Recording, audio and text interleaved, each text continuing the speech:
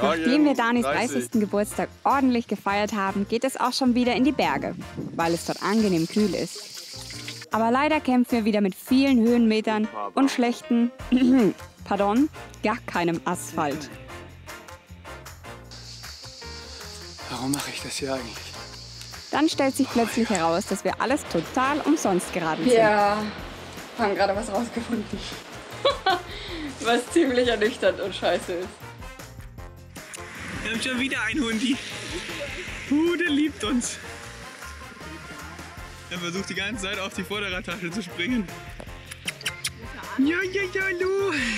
Hallo. Oh, bist du süß. Hinten läuft er. Hier sieht man es nochmal. Das ist auch ziemlich abgefahren in Georgien. Und zwar das Gas wird über die Erde verlegt. Das fängt an mit so großen, geht dann durch so einen Absperrschieber hier.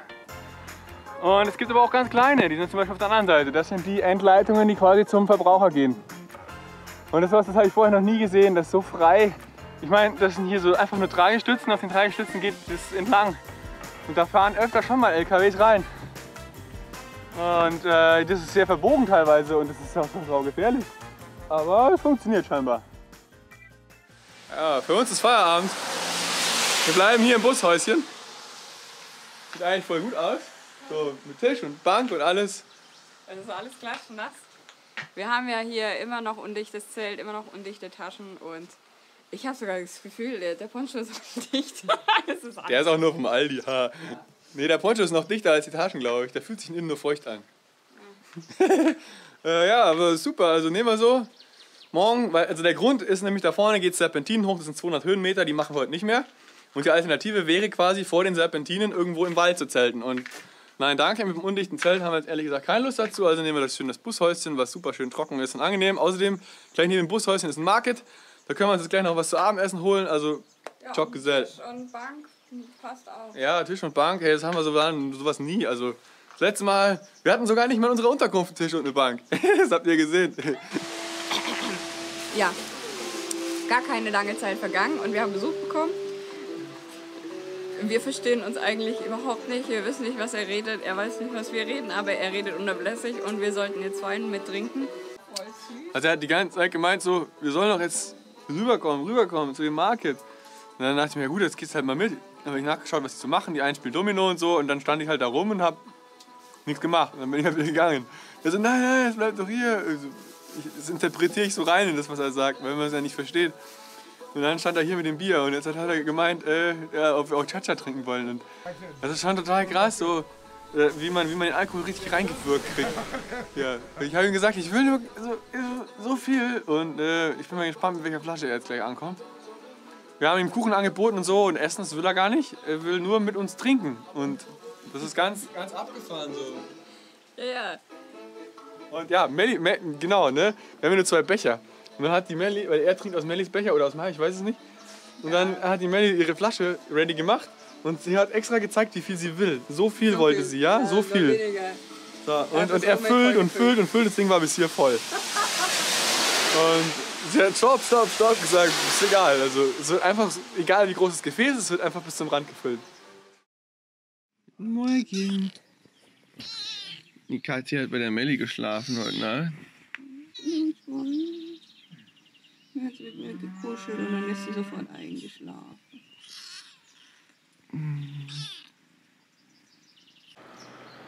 Ja, so sieht's hier aus. Also der Typ, der kam jetzt wieder und wollte eigentlich nur seine Wodkaflasche haben. Und die hat er sich jetzt mitgenommen und wollte auch gleich einen Becher haben. Er wollte wieder anfangen zu saufen. Genau. Er wollte sich hier hinsetzen. Ach ja, genau, er wollte sich hier hinsetzen. Dann haben wir ihm die Flasche in die Hand gedrückt. Und ja, genau, und ich habe echt keine Lust, mir das jetzt anzutun hier. Ich will in der Früh Ruhe haben und gemütlich aufstehen und mich nicht jetzt hier wieder auf Cha-Cha, los auf Cha-Cha, kein Bock zu, nö, danke. Jetzt wisst ihr warum, das sind nämlich die Kühe und wenn ich nicht gut zauen wäre, dann ja, würden die Kühe alle reinlatschen. Gestern kam noch jemand vorbei und der hat uns Marmelade geschenkt und all so Sachen. Und er ist natürlich auch wieder da, ich weiß gar nicht, wie der das macht. Hat sich gestern hart zugelötet und es ist 7:20 ist jetzt und der steht schon wieder auf der Matte. Ja genau, und die kleine Katze von der Melli ist auch. Ja.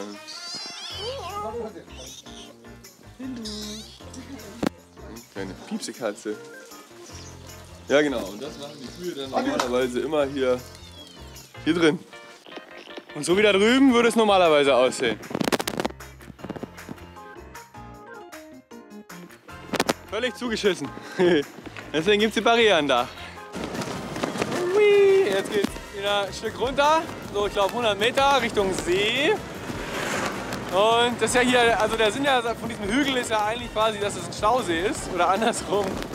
Ja, der Stausee wurde in den Hügel gebaut und deswegen gibt es sehr viele, die wieder oben sind. Ja, jetzt gucken wir mal, wie es da aussieht.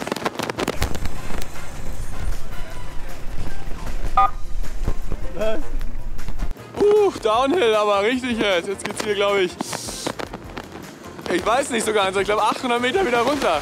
Das ist ja genau das Undankbare gewesen. 800 hoch, 800 wieder runter.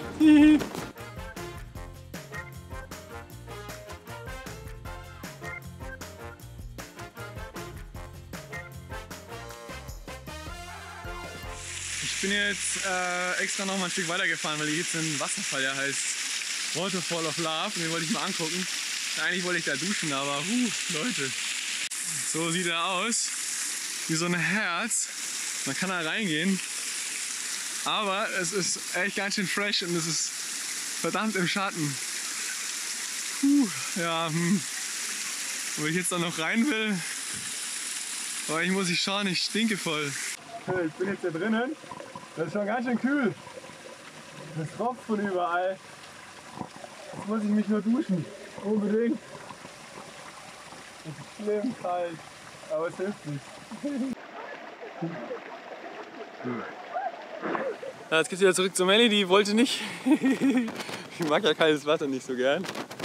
Und ja, man denke ich mal wieder kochen. Heute ist ja wieder trocken gewesen, das heißt es wird auch wieder Brennholz geben. Kocher ist ja immer noch kaputt. Ich habe übrigens eine Idee, wie ich den Kocher fixen kann. Ich warte jetzt noch auf den Hersteller, weil wenn der Hersteller will, dass wir den zurückschicken oder so, weil ich werde an dem Kocher eine Veränderung durchführen, wo dann der Hersteller hinterher nicht mehr sagen kann, ob es Garantiefall ist oder nicht. Egal, ich halte dich auf dem Laufenden. Es gibt doch nichts Schöneres, als nach einem anstrengenden Tag, wo man richtig was geschafft hat, frisch zu duschen. Ich habe jetzt im Wasserfall geduscht, Melli hier in der Quelle. Das Wasser war genauso kalt wie im Wasserfall. Und ja, mittlerweile gehört es ja zu einem täglichen Ritual, Taschen zu flicken. Ich habe jetzt halt hier wieder an der Tasche 4 Löcher geflickt, mit Zwickerl zugemacht und dem Kleber und dann härtet das bis morgen aus. Hinter mir haben wir jetzt aufgebaut, unter der Stelle, wo am wenigsten Wasser durchkommt. Kleiner Tipp an euch, wie findet man Stellen, wo ein Dach undicht ist? Schaut euch erst den Boden an, gibt es da Schimmel, hier drüben unter Mellis Fahrrad zum Beispiel ist Schimmel. Und dann schaut euch das Gegenstück des Daches dazu an, okay? Da ist auch Schimmel, so schwarze Stellen, hier kommt safe Wasser raus. Da wo wir sind, ist sowas nicht. Es gibt hier auch die Nägel insbesondere, da kann man auch gucken, da kommt auch Wasser durch. Hier drüben ist es ein bisschen weiß, da wird auf jeden Fall was kommen, aber das hält sich in Grenzen. Also wir machen hier an der Seite so ein Groundsheet vielleicht hin, wenn es regnet, aber sonst passt es. Ansonsten, Melli holt jetzt nochmal frisches Wasser und wir kochen jetzt hier gleich. Hier bauen wir auf. Brennholz liegt da drüben, schon alles parat, also das ist ein traumhafter Platz hier. Ich muss gleich mal mein Handy in die Sonne tun, weil wir hier per Solarpanel laden. So sieht das Ganze aus.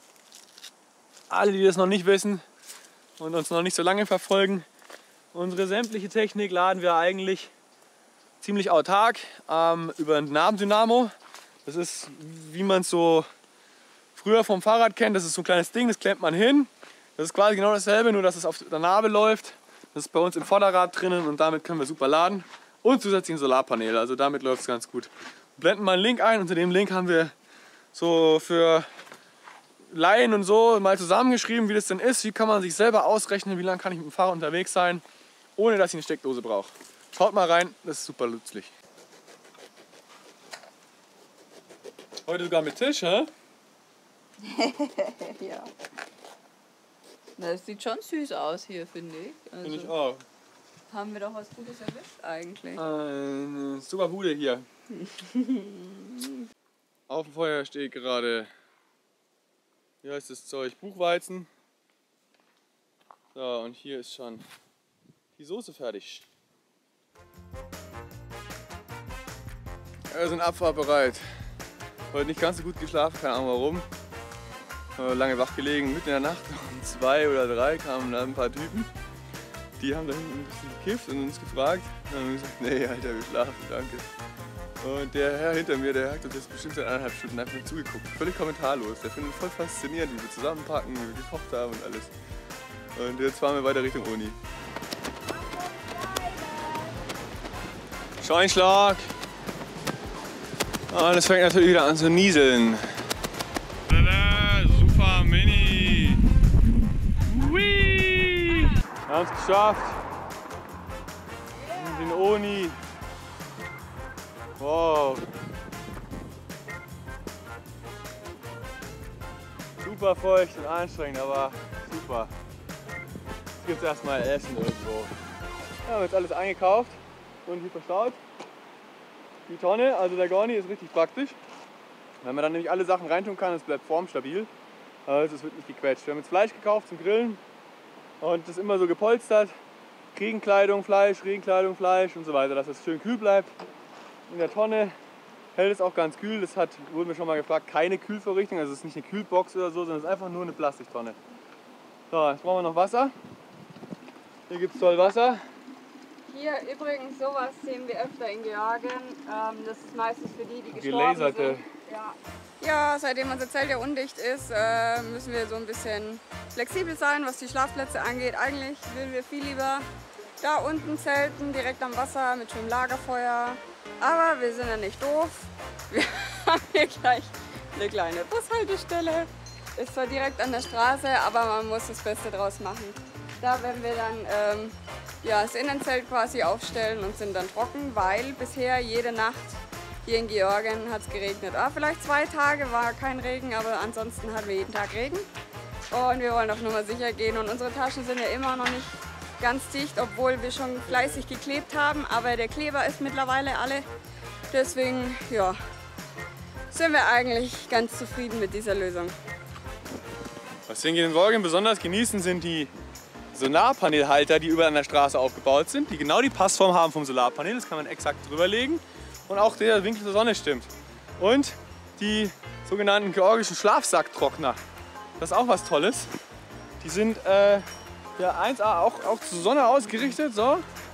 Und da könnt ihr super eure Schlafsäcke trocknen. Also wenn jemals was nass wird oder so, Georgien, Solarpanelhalter und da ist das Schlafsacktrockner. Kann man nur empfehlen. Super klasse. Und naja, Bushaltestellen, Camping haben wir euch ja gerade vorgestellt. Funktioniert auch bestens. Wir waren vorhin beim Spareinkauf in Oni und hatten mal wieder so richtig Lust auf Fleisch. Deswegen haben wir da hinten schon das Feuer angemacht und bereiten jetzt hier was vor. Ja, wir wissen leider nicht, was das alles ist, aber es sah gut aus und ich bin gespannt, wie das Rote schmeckt. Ihr seid ja bestimmt alle aus Georgien, wenn ihr das anguckt, dann schreibt doch mal in die Kommentare, was das alles ist. Ja, haben gerade was rausgefunden, was ziemlich ernüchternd und scheiße ist. Aber naja, egal, wir sind ja flexibel. Ne? Wir haben gerade mit einem Einheimischen gesprochen und so erzählt, was wir so vorhaben, nämlich, dass wir in diese Richtung fahren wollen, nach Südossetien. Und er meinte, hier nix da.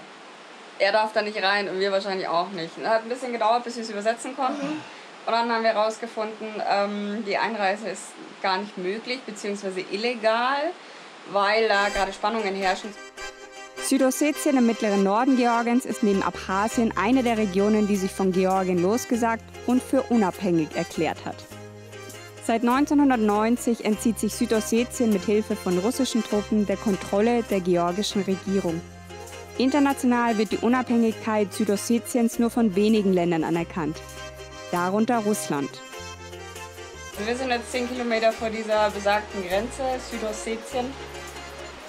Und wir haben beschlossen, wir machen uns hier einen schönen Abend mit Bierchen und Grill, Lagerfeuer und dann geht's den gleichen Weg wieder zurück.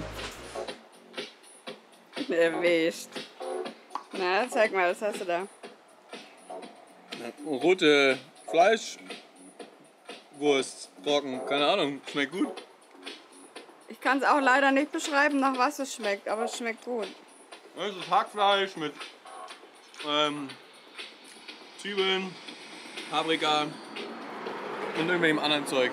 Und ich weiß nicht, in irgendwas gerollt, was rot ist. Und es gibt hier so eine Soße aus grünen Pflaumen. Kramali. Die haben wir noch gar nicht gekannt vorher. Die ist sehr würzig und eigentlich auch total lecker. Zucker, Salz, Koriander, Dill, Knoblauch, Savory, keine Ahnung was es ist, getrockneter Pfeffer und all möglichen anderes Zeug. Ja, ein allmorgendliches Ritual ist natürlich das Zelt aufzuräumen, alles wieder einzupacken, das Zelt sauber zu machen und vernünftig einzupacken. Das bedeutet im Endeffekt unsere Inlets zusammenräumen, die Matratzen wieder zusammenrollen, die Matratzen unten drunter ebenfalls, weil wir natürlich auf 2 Matratzen schlafen, die eine fürs Yoga und die andere ist fürs richtig Schlafen. Der Grund hierfür ist, dass sehr oft irgendwelche Spitzengegenstände, Dornen oder sonst was durchs Zelt kommen und dann hätten wir sonst unsere wahre Freude mit Luftmatratzen. Die Melli rollt die gerade zusammen. Kopfkissen, dann natürlich unsere Sachen, die wir oben so haben. Fronttasche und so weiter wird alles gleich rausgenommen und dann ans Fahrrad geschnallt. Und alle Sachen, die man nachts braucht, Taschenlampe, Zahnbürste und das Übliche. Genau, Essen kommt natürlich auch rein. Wir haben jetzt hier einen Sonderfall, weil wir an der Bushaltestelle schlafen. Können wir außen auch einfach Sachen, jetzt haben wir gestern hinten die Früchte gewaschen, was ist Gemüse. Das kann jetzt hier gemütlich trocknen. Normalerweise wird das natürlich alles wieder im Fahrrad verstaut, regensicher. Das Fahrrad dann irgendwo in der Nähe abgesperrt. Ich werde jetzt hier rüber gehen und dann mal Feuer machen, weil wir Tee wollen zum Frühstück. Und dafür muss ich jetzt erstmal Holz besorgen. Und dann geht's los. Das ist anscheinend die pure Entspannung, uns beim Abbau zuzusehen, ja? Ich finde es hier super. Ja, wir müssen jetzt wieder alles zurückfahren, aber ist ja nicht so schlimm, ist ja schön hier. Und irgendwer hat mal unter unsere Videos geschrieben, dass die Dinger aussehen wie eine Honda Goldwing. Blenden euch mal davon ein Bild ein. Und dann habe ich zu Melli gesagt, haha, nein, das stimmt doch gar nicht. Wir haben ja gar keine Musik. Eine Honda Goldwing hat Musik. Und jetzt?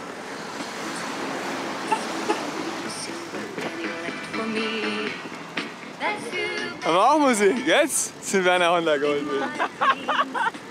Mit dem Solarpanel da hinten können wir ewig lang hören, solange die Sonne scheint. Super Sache.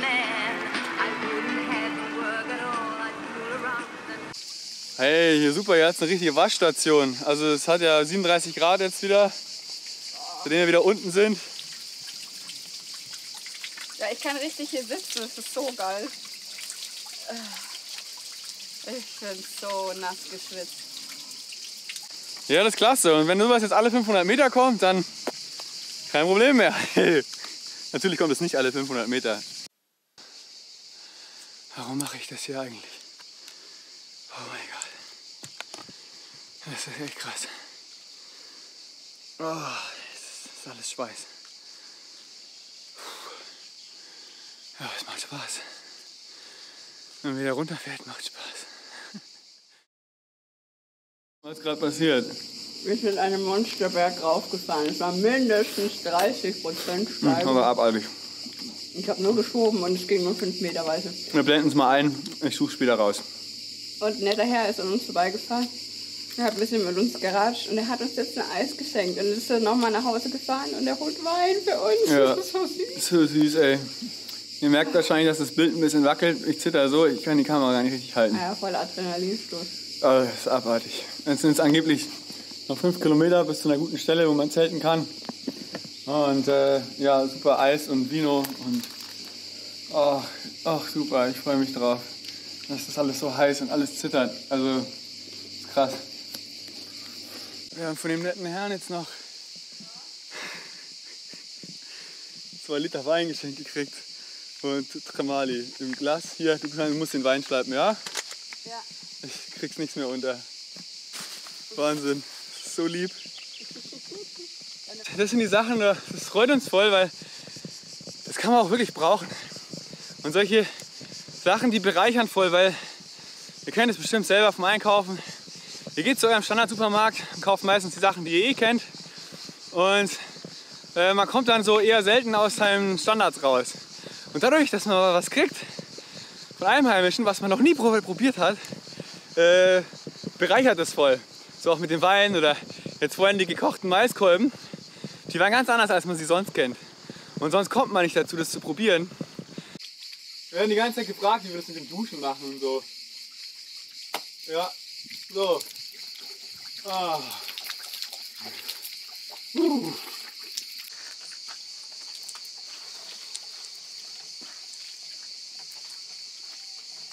Ja, tu mal dein Trikot waschen, hä? Jetzt bin ich wieder ein kleines Stückchen rausgefahren über diesen grässlichen Weg. Hallo Kuh. Mo. Und ja, die Kuh, die zeigt uns jetzt, wo es lang geht. Genau, die Kuh, die weiß nämlich, was cool ist. Gell, Kuh? Daher kommt ein Name. Kuh kommt von cool. Oder andersrum. Cool kommt von Kuh. Ja, cool wie eine Kuh. Haha, Kuh. Ja, ein bisschen erschrocken, hä? Das liegt daran, dass wir hier diese Lenkergriffe haben. Diese ergonomischen, okay, wie eine Kuh so schnell rennen sehen. Und die sehen aus wie Hörner. Und genau, aus diesem Grund haben immer alle Kühe voll Respekt vor uns. Vor Autos, das kümmern die gar nicht. LKWs, die können hupen, so viel sie wollen, bis die Hupe kaputt geht. Aber vor Fahrrädern, da haben sie einen Respekt. Auf Georgien. Ja. Und auf den edlen Spender, der uns die ganzen geschenkt netten hat. Leute, ja. Ja, wir sind jetzt umgezogen, wir waren eigentlich da drüben und es hat angefangen zu regnen. Uff. Und dann das ganze Holz schnell in Sicherheit gebracht, sonst gibt es kein Abendessen. Und ja, genau, boah, mal die ganzen Sachen wegbringen, so immer noch Tahin aus der Türkei, alles was mit Glas zu tun hat, jetzt mal irgendwie aufessen. Es geht alles immer so wahnsinnig schnell. So ich glaube vor 10 Minuten, da war es noch ein bisschen heller, ist hier so ein Mann vorbeigekommen, der hat seine Kuh nach Hause getrieben und er hat ein bisschen sich mit uns unterhalten. Also wir haben nicht viel verstanden, aber der war sehr, sehr nett und hat so uns zu verstehen gegeben, er bringt uns ein bisschen Cha-Cha vorbei. Und jetzt war er gerade da, er ist schon wieder weg. Also wirklich, wir wollen ihm halt auch nicht die Kamera so ins Gesicht halten. Und so süß, er hat uns, glaube ich, hier die ganze Buddel voll gemacht und hat was, Cognac oder Cognac. Was hat er gesagt? Eine Buddel Cognac vom Nadar. Nadar ist total cool. Nadar hat mir seine Nummer gegeben und auch ausgetauscht. Er hat weil gesagt, wenn wir ein Problem haben, sollen wir Nadar anrufen. Der braucht keine 30 Sekunden, ist er hier und der haut die alle platt. Er hat so Schlagdinger gemacht und so, wenn Probleme... Na, dann kommt der Nadar vorbei. Von dem her, also wir sollen ihm Bescheid sagen, wenn wir beim Schlafen irgendwelche Probleme haben, dann kommt der Nadar und dann haut er die alle platt. Morgen und natürlich regnet es wieder. Es wechselt sich immer ab zwischen 37 Grad und Regen. Aber eigentlich haben wir Glück, weil heute geht es wieder richtig fies den Berg hoch. Und ja, alles zusammengepackt. Der Regen hat aufgehört, zum Glück. Jetzt geht's rauf. Es kommen nochmal richtig fies, mehr als 20%. Ich vermute, heute schaffen wir niemals mehr als 20 Kilometer in den nächsten 8 Stunden. Schauen wir mal.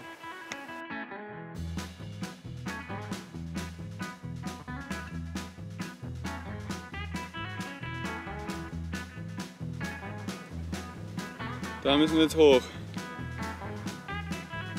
Boah.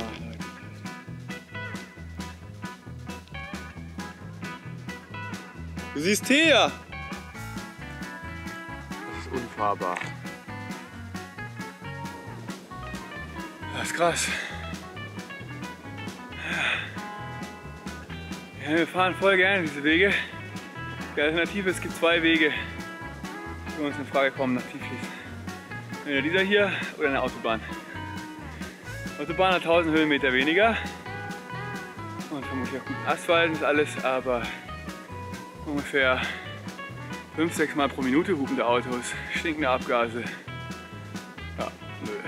Wir sind nicht nach Georgien gekommen oder allgemein fahren nicht Fahrrad, um auf Autobahnen zu fahren, sondern um diese Sachen hier zu erleben. Sachen, die ungeplant sind, die einfach plötzlich passieren. So wie das hier, dass hier plötzlich kein Asphalt mehr ist. Ja. Und im Endeffekt ist das wieder eine Richtig tolle Etappe unserer Reise.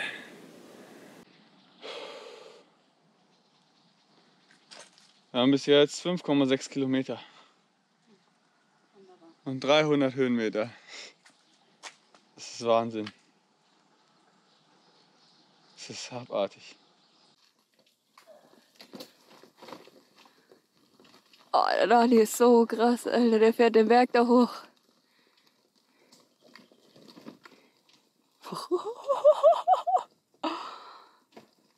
Man sieht es nicht richtig, aber es ist so steil. Und die Steinchen machen es nicht gerade einfacher, weil man ganz leicht wegrutscht. Oh, volles Viech. Ja, ich werde es schieben. Ich werde da nicht vorauffahren können. So viel Kraft habe ich nicht.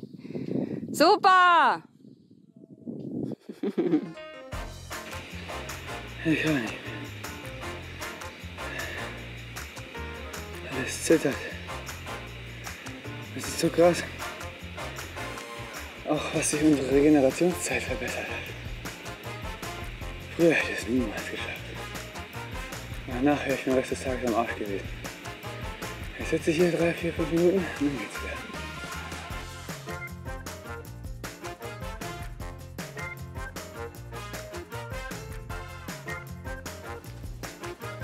Also ich sehe nur ungefähr, wo die Kamera ist. Es geht einfach nicht mehr.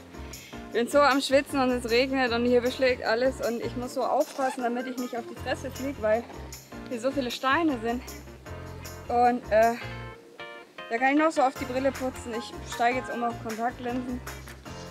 Ja, scheiße.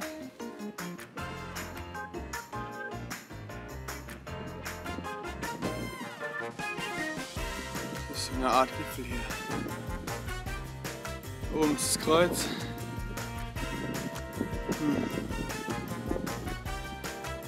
Und wie aus dem Nichts gibt es hier wieder Fahrstreifenmarkierungen seit einigen Metern. Ja, jetzt geht es hier 2 Kilometer bergab, um dann gleich da drüben wieder hochzufahren. Beim nächsten Mal radeln wir durch einen Ort voller alter Seilbahnen und werden auch noch fast vom Blitz Jetzt gerade getroffen. keine 20 Meter neben uns der Blitz eingeschlagen. Wir freuen uns riesig, wenn du uns die nächste Mahlzeit ausgibst, damit wir voller Energie die Berge erklimmen können. Unseren PayPal-Link und andere Unterstützungsmöglichkeiten findest du in der Videobeschreibung. Vielen Dank und liebe Grüße!